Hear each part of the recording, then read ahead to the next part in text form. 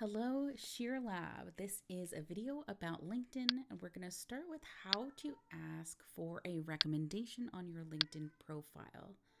If you don't already have this section, it's something that you're going to need to add. So please watch this video closely for how to do that. You are going to request directly from one person you think is really likely to write that recommendation, because you do need one recommendation in order for this section to show up on your profile. Do personalize the message to them.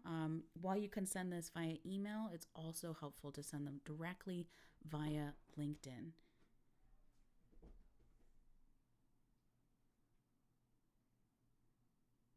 Okay, once you've set a recommendation, you're going to want to be able to share it on your profile. So first, let me show you. Once someone sends you a recommendation, you're going to get a message in your mailbox with that recommendation and the option to ask for a revision, to dismiss it, or to add it to your profile. And so that's what I've done for Michaela.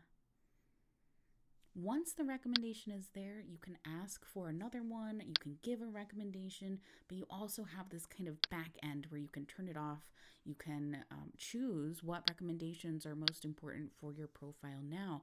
This is really good for grad students, especially as your recommendations might point to different things over time. After you have that section, after there's one recommendation, it's easy for more people to recommend you. You can just click on recommend that person once it's on their profile. Now, adding the lab to your experience section is something that it's a little bit finagly in the sense that there's a bunch of things that you can add to an experience entry on LinkedIn.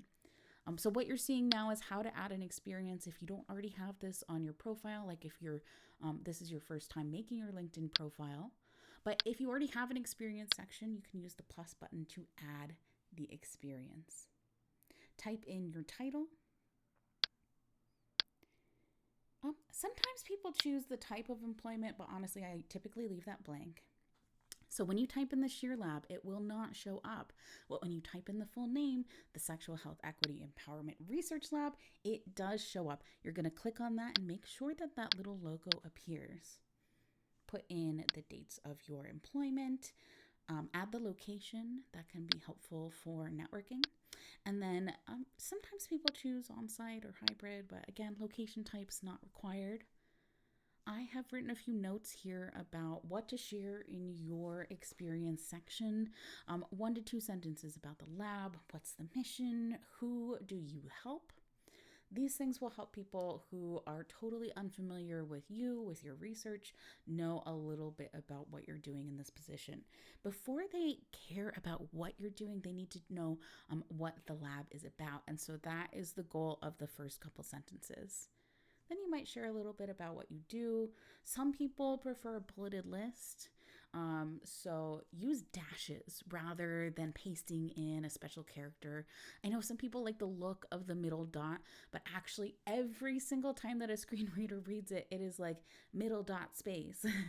Use dashed rather than a symbol, middle dot space, avoid emojis. So it's kind of annoying if you are using screen readers. So I like the dash because it's quite quick.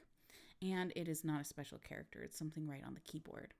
You have plenty of space to share as much as you would like here. Some people honestly leave this description totally blank, but I do encourage you to take some time to write a little bit about the lab. Share people who aren't familiar with your research, what you're doing.